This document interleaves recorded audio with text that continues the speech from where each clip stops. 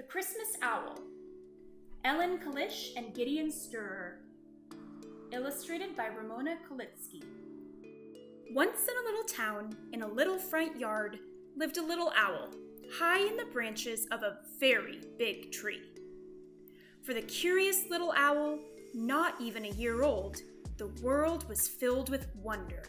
Streams were for splashing, forests were for flying, and friends of all feather were merrily made.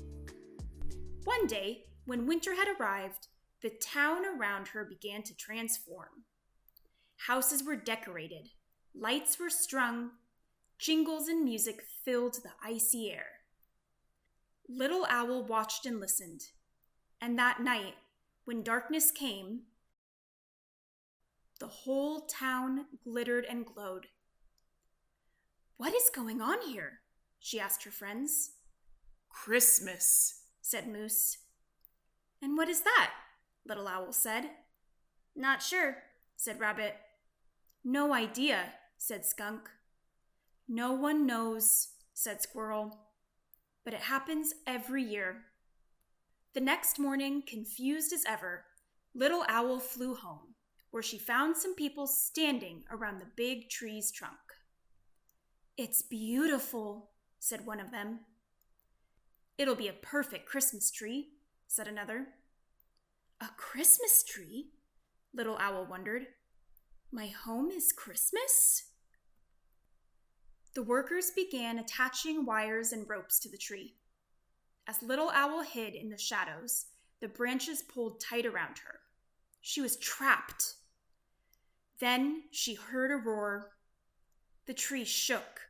Spinning and swaying, it was lowered down onto a truck. Little Owl was dizzy. "Is this Christmas?" "Say goodbye to our tree," someone called as the big truck rumbled away. "Your tree?" wondered Little Owl. How could anyone own a tree? For hours and hours they drove. The cold wind rushed beneath her feathers. Little Owl was hungry, but there was nothing to eat. She was thirsty, but there was nothing to drink. She was lonely, and her friends were far, far away. "Is this Christmas?" Pinned against the tree, she tried to sleep. At last, 3 days later, the truck came to a stop. Again, the tree jostled and lifted. Then, all at once, its branches spread. Worn and weak, Little Owl edged out into the light. "Where am I?" Below her, hundreds of people stomped and scowled, and cars clogged the streets. Above, strange towers scraped the sky. "This is not home." She tried to flap her wings, but she wasn't strong enough. As her eyes were closing, she saw, "There's an owl in here."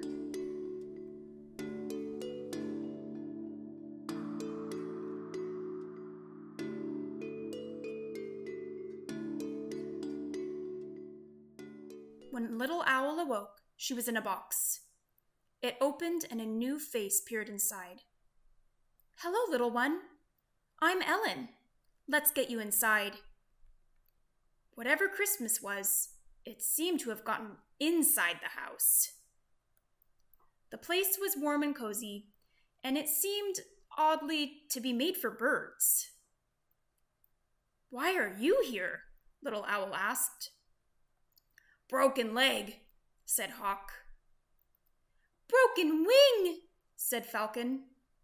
"But Ellen looks after us until we're ready to fly free again." After all this, Little Owl wondered, could a human really help? Over the next days, Little Owl gulped down water and gobbled thawed mice. She was given an X-ray, and every day Ellen checked her feathers, eyes, and ears. Ellen is helping. Could Christmas be caring? Could Christmas be kind? Ellen held Little Owl in her hand. "After all you've been through," she said, "it's a miracle you're alive." But was Little Owl ready to fly? "Almost," cried her new friends. Ellen smiled. Almost, she said. At last, at dusk on Christmas, they drove to the top of the mountain. Ellen lifted Little Owl from the box and raised her arm. "You're free," she said. "Welcome home." For the last time, the friends looked at each other. Then Little Owl flapped her wings and flew higher and higher into the sky. But she wasn't going home just yet. When at last she reached the very big tree, which was now a very big Christmas tree, she settled on her favorite branch. Bright and brilliant, the city was not what she remembered. The cars had disappeared. The great towers were merrily lit. The people were smiling and skating. Some were even singing. They held hands and hugged. All, it seemed, were eager to love. Is this Christmas? Yes, Little Owl thought. It must be. For some time, Little Owl sat, basking in the golden glow. When at last the moon peeked above the buildings, she knew it was time to go home.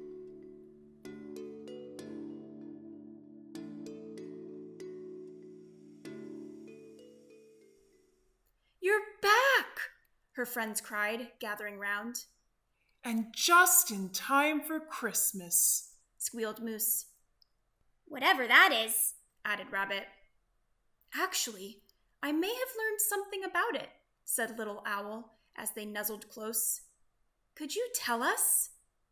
"Of course," said Little Owl, knowing full well that this was Christmas too.